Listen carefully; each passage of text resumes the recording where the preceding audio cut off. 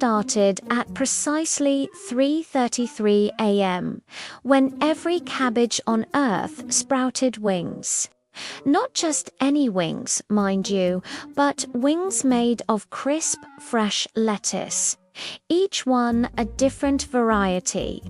There were butter lettuces with their crinkly edges, oak leaf lettuces with their sturdy stems, romaine lettuces with their classic cylindrical shape, and the smallest wings belonged to the delicate red and green leaf lettuce. For years, cabbages had secretly dreamed of rebelling against their destiny to be chopped, mixed with other vegetables, and dressed with mayonnaise in a dish called salad.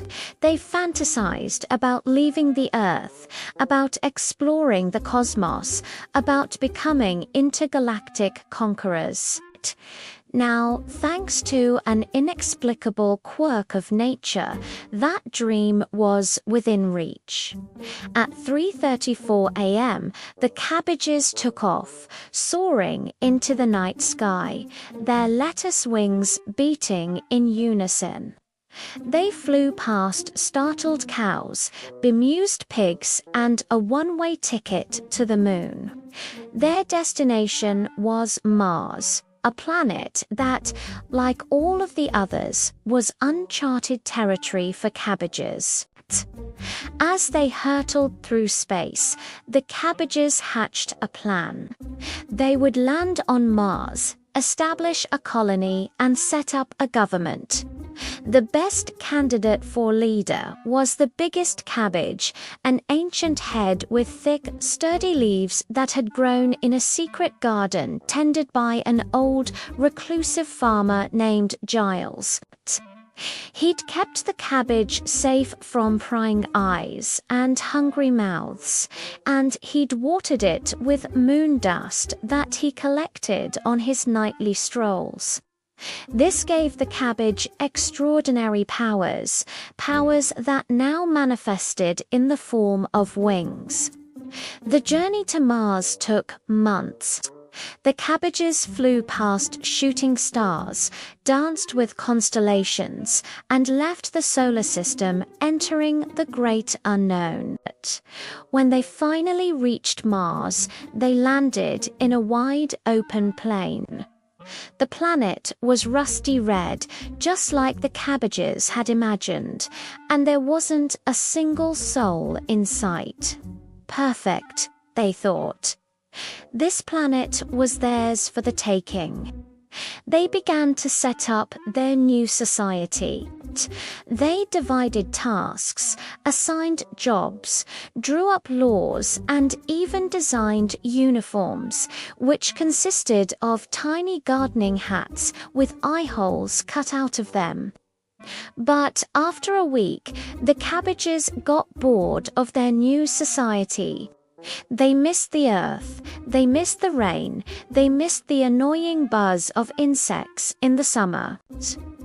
Most of all, they missed being a part of something bigger than themselves, something that gave their lives meaning and purpose, something called salad. Just then, the ground rumbled. Out of the corner of their leafy eyes, the cabbages saw a huge shadow fall over them. They looked up and gasped.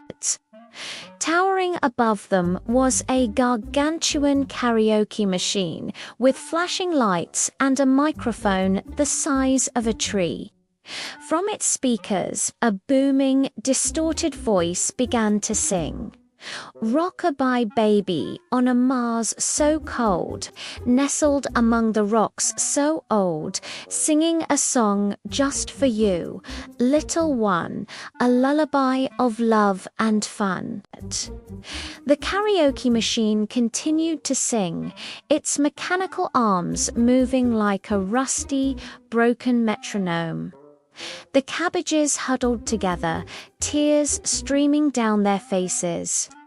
They didn't know this song. but they knew its tune. It was the same song that soothed human babies to sleep. And this machine, this was no ordinary karaoke machine. This was the intergalactic lullaby machine, the tyrant that ruled Mars with an iron fist, or in this case, a metallic mitt. The machine had been sent to Mars to entertain the one human left alive on the planet, a baby girl named Hope, who'd been left behind by her astronaut parents when they went in search of a new home for her. The machine had arrived on a meteor shower hidden among the falling rocks and dust. Hope, who was just a few months old, hadn't noticed the machine. She'd been too busy babbling at the red sand and waving at the two moons in the sky. But as soon as the machine began to sing, she stopped. She looked around, confused, trying to find the source of the beautiful music. When she saw the cabbages, she crawled toward them, reaching out chubby arms. The cabbages panicked. They didn't want to hurt her, but they also didn't want to go back to the earth, back to their old lives. What were they supposed to do? Just then, the bravest, most level-headed cabbage stepped forward. He introduced himself to Hope and told her about his people's plan to take over Mars.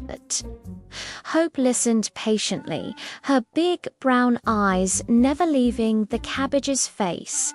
Then she shook her head and said, "No, Mars is not for conquest. Mars is for friends."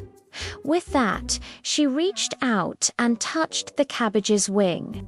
It was the softest, most human thing the cabbage had ever experienced. And in that moment, he knew that Hope was right. They weren't conquerors, they were cabbages.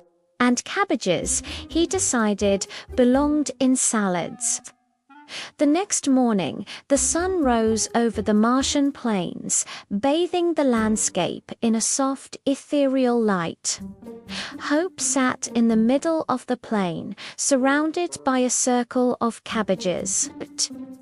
In front of her, the intergalactic lullaby machine stood silent, its song for the day finished.